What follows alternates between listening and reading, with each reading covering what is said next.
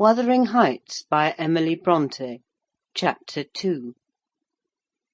Yesterday afternoon set in misty and cold. I had half a mind to spend it by my study fire, instead of wading through heath and mud to Wuthering Heights. On coming up from dinner, however, N.B. I dine between 12 and 1 o'clock. The housekeeper, a matronly lady, taken as a fixture along with the house, could not or would not comprehend my request that I might be served at 5. On mounting the stairs with this lazy intention, and stepping into the room, I saw a servant girl on her knees, surrounded by brushes and coal-scuttles, and raising an infernal dust as she extinguished the flames with heaps of cinders. This spectacle drove me back immediately. I took my hat, and, after a 4 miles' walk, arrived at Heathcliff's garden gate just in time to escape the first feathery flakes of a snow-shower. On that bleak hill-top the earth was hard with a black frost, and the air made me shiver through every limb. Being unable to remove the chain, I jumped over, and running up the flagged causeway, bordering with straggling gooseberry bushes, knocked vainly for admittance, till my knuckles tingled and the dogs howled. "Wretched inmates!" I ejaculated mentally. "You deserve perpetual isolation from your species for your churlish inhospitality. At least I would not keep my doors barred in the daytime. I don't care, I will get in." So resolved, I grasped the latch and shook it vehemently. Vinegar-faced Joseph projected his head from a round window of the barn. "What are ye for?" he shouted. "The master's down in fold. Go round by t' end of Lathe if ye want to speak to him." "Is there nobody inside to open the door?" I hallooed responsively. "There's nobbut missis, and she'll not open it an you mak your place and dance till neet." "Why? Cannot you tell her whom I am, eh, Joseph?" "Noan me, I'll have no end with it," muttered the head, vanishing. The snow began to drive thickly. I seized the handle to essay another trial, when a young man, without coat and shouldering a pitchfork, appeared in the yard behind. He hailed me to follow him, and after marching through a wash-house and a paved area containing a coal-shed, pump, and pigeon-cot, we at length arrived in the huge, warm, cheerful apartment where I was formerly received. It glowed delightfully in the radiance of an immense fire, compounded of coal, peat, and wood, and near the table, laid for a plentiful evening meal, I was pleased to observe the Misses, an individual whose existence I had never previously suspected. I bowed and waited, thinking she would bid me take a seat. She looked at me, leaning back in her chair, and remained motionless and mute. "Rough weather," I remarked. "I'm afraid, Mrs. Heathcliff, the door must bear the consequence of your servants' leisure attendance. I had hard work to make them hear me." She never opened her mouth. I stared. She stared also. At any rate, she kept her eyes on me in a cool, regardless manner, exceedingly embarrassing and disagreeable. "Sit down," said the young man gruffly. "He'll be in soon." I obeyed, and hemmed and called the villain Juno, who deigned at this second interview to move the extreme tip of her tail in token of owning my acquaintance. "A beautiful animal," I commenced again. "Do you intend parting with the little ones, madam?" "They are not mine," said the amiable hostess, more repellingly than Heathcliff himself could have replied. "Ah, your favourites are among these?" I continued, turning to an obscure cushion full of something like cats. "A strange choice of favourites," she observed scornfully. Unluckily it was a heap of dead rabbits. I hemmed once more, and drew closer to the hearth, repeating my comment on the wildness of the evening. "You should not have come out," she said, rising and reaching from the chimney-piece 2 of the painted canisters. Her position before was sheltered from the light; now I had a distinct view of her whole figure and countenance. She was slender, and apparently scarcely past girlhood, an admirable form, and the most exquisite little face that I have ever had the pleasure of beholding. Small features, very fair, flaxen ringlets, or rather golden, hanging loose on her delicate neck, and eyes, had they been agreeable in expression, that would have been irresistible. Fortunately for my susceptible heart, the only sentiment they evinced hovered between scorn and a kind of desperation, singularly unnatural to be detected there. The canisters were almost out of her reach. I made a motion to aid her. She turned upon me, as a miser might turn if any one attempted to assist him in counting his gold. "I don't want your help," she snapped. "I can get them for myself." "I beg your pardon," I hastened to reply. "Were you asked to tea?" she demanded, tying an apron over her neat black frock, and standing with a spoonful of the leaf poised over the pot. "I shall be glad to have a cup," I answered. "Were you asked?" she repeated. "No," I said, half smiling. "You are the proper person to ask me." She flung the tea back, spoon and all, and resumed her chair in a pet, her forehead corrugated and her red underlip pushed out, like a child's ready to cry. Meanwhile the young man had slung on to his person a decidedly shabby upper garment, and, erecting himself before the blaze, looked down on me from the corner of his eyes, for all the world as if there were some mortal feud unavenged between us. I began to doubt whether he were a servant or not. His dress and speech were both rude, entirely devoid of the superiority observable in Mr. and Mrs. Heathcliff. His thick brown curls were rough and uncultivated, his whiskers encroached bearishly over his cheeks, and his hands were embrowned like those of a common labourer. Still his bearing was free, almost haughty, and he showed none of a domestic's assiduity in attending on the lady of the house. In the absence of clear proofs of his condition, I deemed it best to abstain from noticing his curious conduct, and 5 minutes afterwards the entrance of Heathcliff relieved me, in some measure, from my uncomfortable state. "You see, sir, I'm come according to promise," I exclaimed, assuming the cheerful, "and I fear I shall be weather-bound for half an hour, if you can afford me shelter during that space." "Half an hour," he said, shaking the white flakes from his clothes. "I wonder you should select the thick of a snowstorm to ramble about in. Do you know that you run a risk of being lost in the marshes? People familiar with these moors often miss their road on such evenings, and I can tell you there is no chance of a change at present." "Perhaps I can get a guide among your lads, and he might stay at the Grange till morning. Could you spare me one?"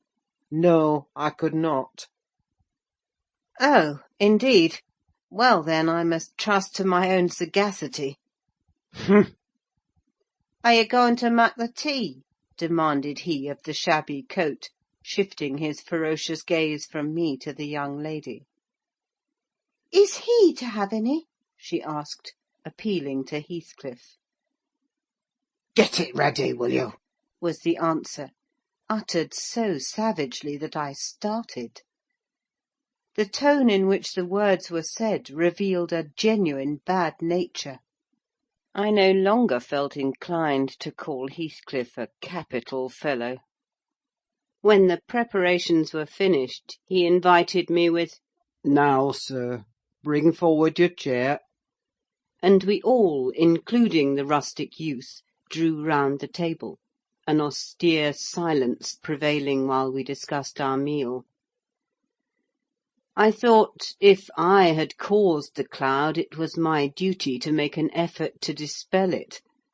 They could not every day sit so grim and taciturn, and it was impossible, however ill-tempered they might be, that the universal scowl they wore was their every-day countenance.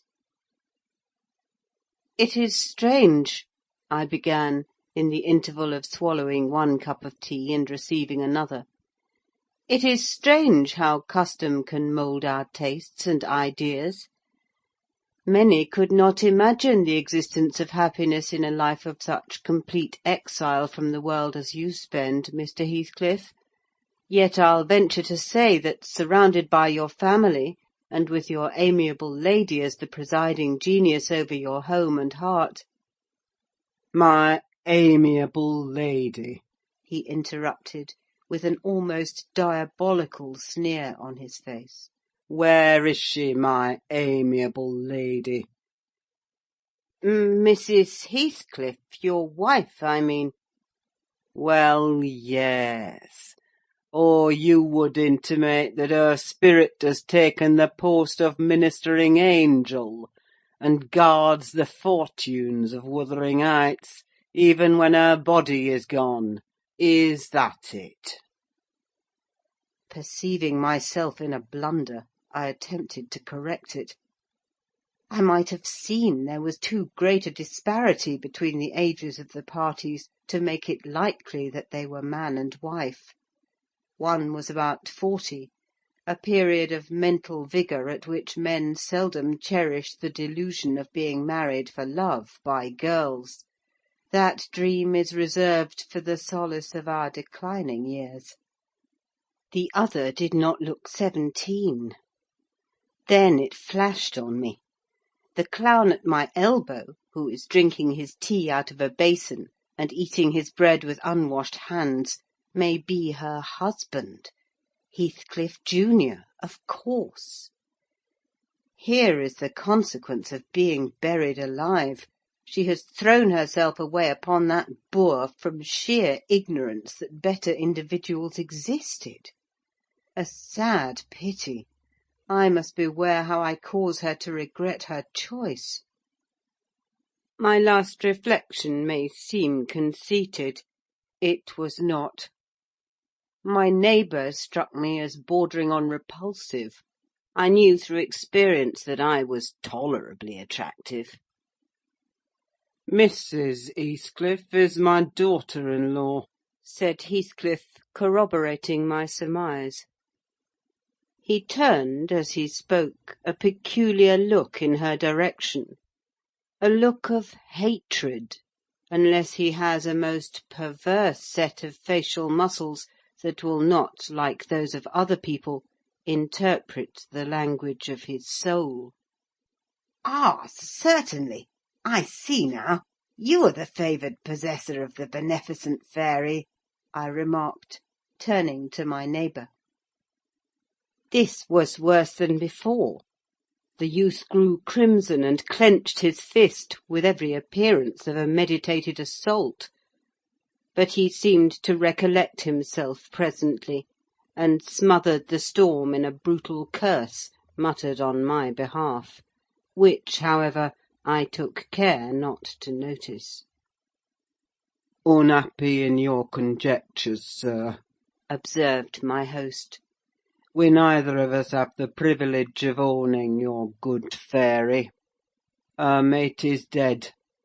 I said she was my daughter-in-law, therefore she must have married my son." "And this young man is—" "Not my son, assuredly." Heathcliff smiled again, as if it were rather too bold a jest, to attribute the paternity of that bear to him. "My name is Hareton Earnshaw," growled the other, "and I'd counsel you to respect it." "I've shown no disrespect," was my reply, laughing internally at the dignity with which he announced himself.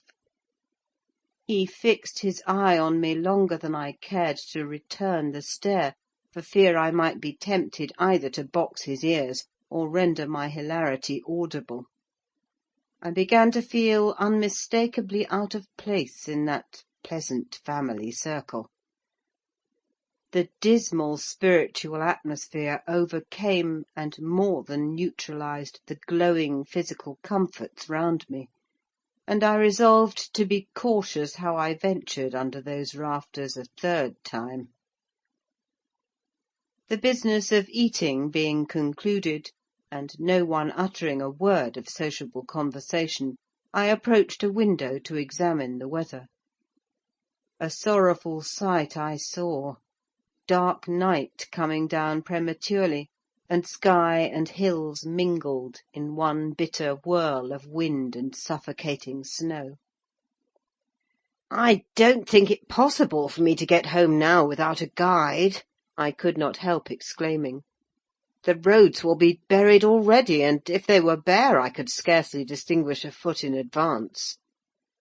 Hareton, drive those dozen sheep into the barn porch. They'll be covered if left in the fold all night, and put a plank before them," said Heathcliff. "How must I do?" I continued, with rising irritation. There was no reply to my question, and on looking round I saw only Joseph bringing in a pail of porridge for the dogs, and Mrs. Heathcliff leaning over the fire, diverting herself with burning a bundle of matches which had fallen from the chimney-piece as she restored the tea-canister to its place.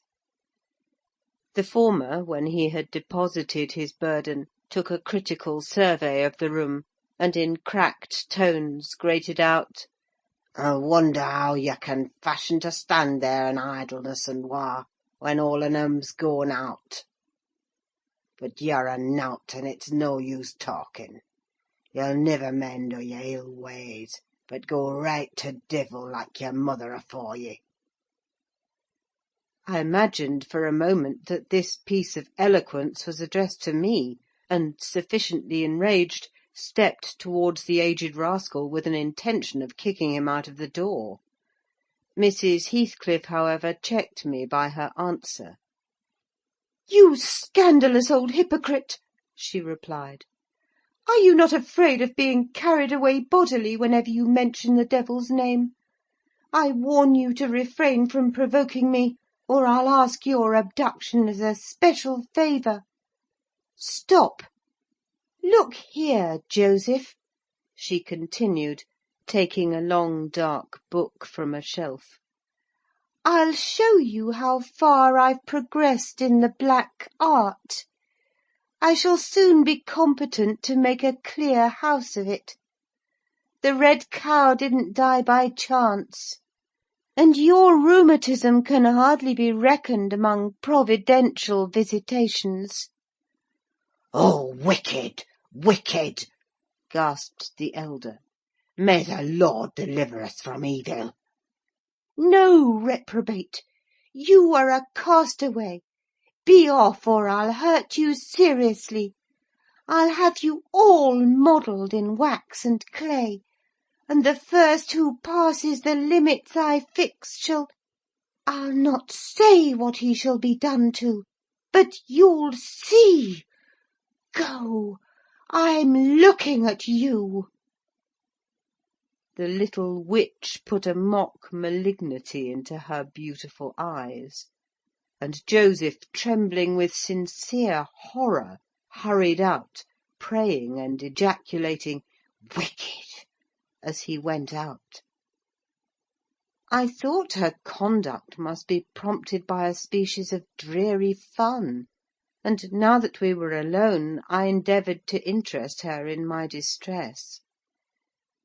"Mrs. Heathcliff," I said earnestly, You must excuse me for troubling you.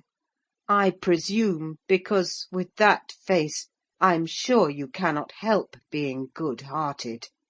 Do point out some landmarks by which I may know my way home. I have no more idea how to get there than you would have how to get to London. Take the road you came, she answered, ensconcing herself in a chair with a candle and the long book open before her. It is brief advice, but as sound as I can give. Then, if you hear of me being discovered dead in a bog or a pit full of snow, your conscience won't whisper that it is partly your fault? How so? I cannot escort you. They wouldn't let me go to the end of the garden wall. You?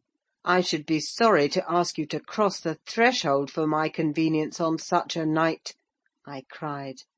I want you to tell me my way, not to show it, or else to persuade Mr. Heathcliff to give me a guide. Who? There is himself, Earnshaw, Zillah, Joseph, and I. Which would you have? Are there no boys at the farm? No, those are all. Then it follows that I am compelled to stay. That you may settle with your host. I have nothing to do with it. I hope it'll be a lesson to you to make no more rash journeys on these hills, cried Heathcliff's stern voice from the kitchen entrance. As to staying here, I don't keep accommodations for visitors. You must share a bed with Hareton or Joseph if you do. I can sleep on a chair in this room, I replied. No, no. A stranger is a stranger, be he rich or poor. It will not suit me to permit anyone the range of the place while I am off guard, said the unmannerly wretch. With this insult my patience was at an end. I uttered an expression of disgust, and pushed past him into the yard, running against Earnshaw in my haste. It was so dark that I could not see the means of exit, and as I wandered round I heard another specimen of their civil behaviour amongst each other. At first the young man appeared about to befriend me. "I'll go with him as far as the park," he said. You'll go with him to hell, exclaimed his master, or whatever relation he bore. And who is to look after the horses, eh? A man's life is of more consequence than one evening's neglect of the horses. Somebody must go, murmured Mrs. Heathcliff, more kindly than I expected. Not at your command, retorted Hareton. If you set store on him, you'd better be quiet. Then I hope his ghost will haunt you, and I hope Mr. Heathcliff will never get another tenant till the Grange is a ruin, she answered sharply. Hearken, shoes cursing on 'em, muttered Joseph, towards whom I had been steering. He sat within earshot, milking the cows by the light of a lantern, which I seized unceremoniously, and calling out that I would send it back on the morrow, rushed to the nearest postern. Master, he's stealing lantern!" shouted the ancient, pursuing my retreat. Nasher! Dog! Wolf! Hold him! Hold him! On opening the little door, 2 hairy monsters flew at my throat, bearing me down and extinguishing the light, while a mingled guffaw from Heathcliff and Hareton put the copestone on my rage and humiliation. Fortunately the beasts seemed more bent on stretching their paws and yawning and flourishing their tails than devouring me alive, but they would suffer no resurrection, and I was forced to lie till their malignant masters pleased to deliver me.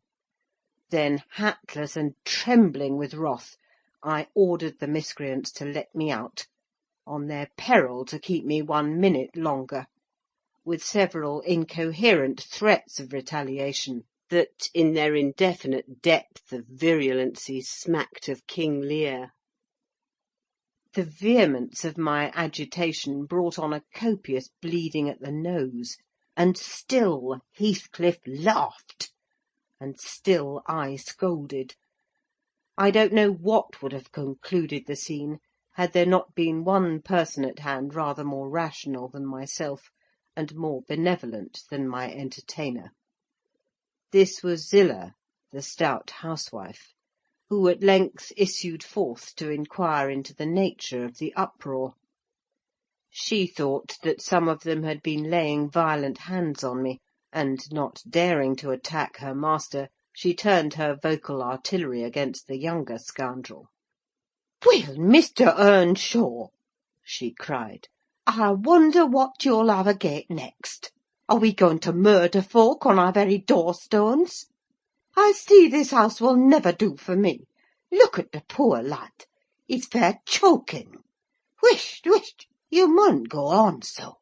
Come in, and I'll cure that. There now, hold you still." With these words she suddenly splashed a pint of icy water down my neck, and pulled me into the kitchen. Mr. Heathcliff followed, his accidental merriment expiring quickly in his habitual moroseness.